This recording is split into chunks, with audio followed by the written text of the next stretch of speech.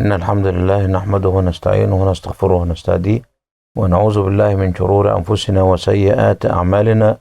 إنه من يهده الله فلا مضل له ومن يضلل فلا هادي له. الحمد لله رب العالمين سبحانه. الله ربي لا أريد سواه، هل في الوجود حقيقة إلا هو؟ الشمس والبدر من أنوار حكمته، والبر والبحر فيض من عطاياه. الطير سبحه والوحش مجده والحوت نجاه، والنمل تحت الصخور الصم قدسه، والنحل يهتف حمدا في خلاياه. والناس يعصونه جهرا فيسترهم، والعبد يعصى وينسى وربي ليس ينساه. وأشهد أن لا إله إلا الله وحده لا شريك له، له الملك وله الحمد وهو على كل شيء قدير. وأشهد أن سيدنا ونبينا وإمامنا محمد صلى الله عليه وسلم. يا مصطفى ولا أنت ساكن مهجتي، روحي فداك وكل ما ملكت يدي، وسعادتي ألا بغير دينك أقتدي. لك معجزات باهرات جمة، وأجلها القرآن خير مؤيدي. ما بدلت أو حرفت كلماته، شلت يد الجاني وتاه المعتدي. فاللهم صل على الحبيب المصطفى، واجعله شفيعنا يا رب فضلك في غدي. أما بعد، فيا أيها المؤمنون عباد الله، سوف نتحدث معكم حول حديث رسول الله صلى الله عليه وسلم. تلا رسول الله صلى الله عليه وسلم قول الحق سبحانه وتعالى: فمن يرد الله أن يهديه يشرح صدره للإسلام. قيل: وما هذا الشرح يا رسول الله؟ قال: نور يقذف به في القلب. قالوا: فهل هذا النور من علامة تعرف؟ قال: نعم، الإنابة إلى دار الخلود، والتجافي عن دار الغرور، والاستعداد للموت قبل الموت.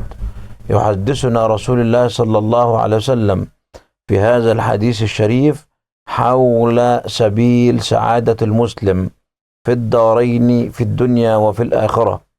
فسرها لنا أهل الحديث بهذا الكلام: سبيل سعادة المسلم. كل إنسان فينا يدور في هذه الدنيا في سعادة وهمية وسعادة حقيقية.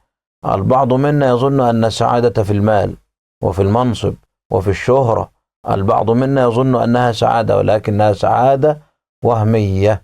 والسعادة الحقيقية لخصها لنا رسول الله صلى الله عليه وسلم في أحاديث، سنختصر منها حديثين اثنين، نرجو من الله سبحانه وتعالى أن يوفقني ويوفقكم إلى ما يحبه ويرضاه. فالبعض منا يظن أن السعادة في المال، فيقول لنا رب العباد سبحانه وتعالى في كتابه الكريم: تبت يد أبي لهب وتب، ما أغنى عنه ماله وما كسب، سيصلى نارا ذات لهب، وامرأته حمالة الحطب، في جيدها حبل من مسد. البعض منا يظن أن حطب أنها كانت تحمل حطب على ظهرها. لا، احنا كلنا الكلام ده كله عاوزين نرجع ونقول ان احنا نحافظ على نفسنا من الغيبة والنميمة. كانت بتنقل الكلام ما بين الناس وبعضها على جهة الايه؟ النم. نقعد نغلط في ده ونغلط في ده ونغلط في ده، ويقول لك ايه؟ ايام بنقضيها وساعات بنقضيها. يقول لك رب العباد سبحانه وتعالى: ما يلفظ من قول الا لديه رقيب عتيد. كل واحد فينا بيعمل حاجة هيتحسب عليه. احنا قاعدين بنتكلم، كل واحد فينا بيتكلم، كل واحد فينا بيقول، ولكن اللي احنا بنعمله بنعده وبنحسبه وبنقول. احنا ما فيش حاجة بتعدي هباء منثور.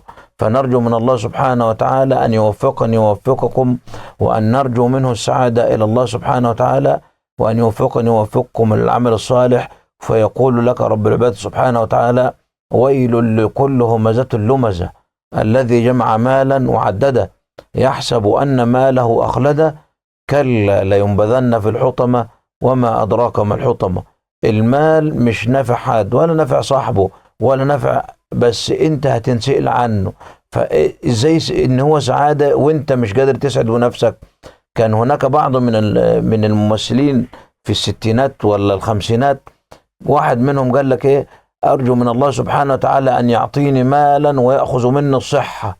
قال له: ماذا تفعل بالمال؟ أنت هتعمل إيه بالفلوس؟ لما ربنا يديك مال ويديك فلوس ويديك كل حاجة، هتعمل بها إيه؟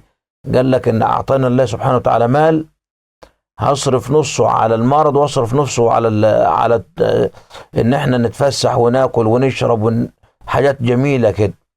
أعطاه الله سبحانه وتعالى بالمال الكثير وأخذ منه الصحة، ولكن أعطاه سرطان الكبد.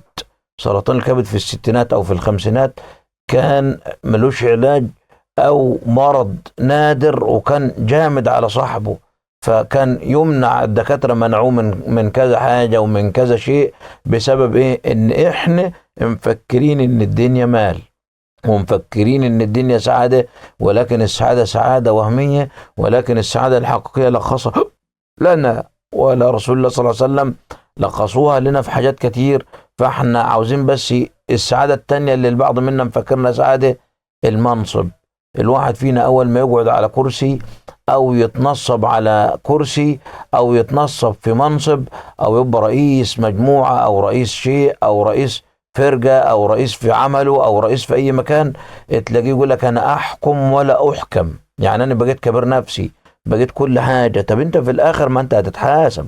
طب بعد بكرة انت طلعت معاش وانت رئيس النهاردة ومتحكم في الفرقة بتاعتك النهاردة، ولا متحكم في مجموعتك النهاردة، بكرة تطلع معاش تلاقي الكل يقول لك امشي وما عدتش ترجع تاني، وتلاقي الاستقبال ما عادش فيه استقبال. من الاول كانوا قابلينك ومستقبلينك بالطريقة بتاعتك، ولكن في الاخر انت خسران، تخسر عشان خاطر المنصب ما نفعش. هارون الرشيد وكان خليفة من المسلمين، كان من الخلفاء، قال لك إيه عندما حضرته الوفاة؟ قال لمن حوله احملوني إلى قبري لكي أنظر إلى ما فيه.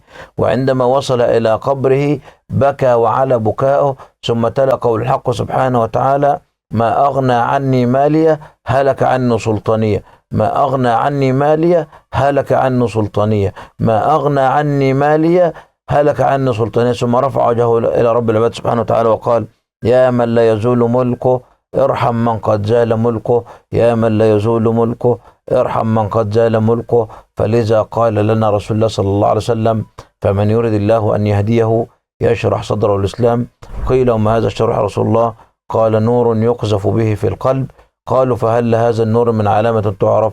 قال: نعم، الإنابة إلى دار الخلود، والتجافي عن دار الغرور، والاستعداد للموت قبل الموت.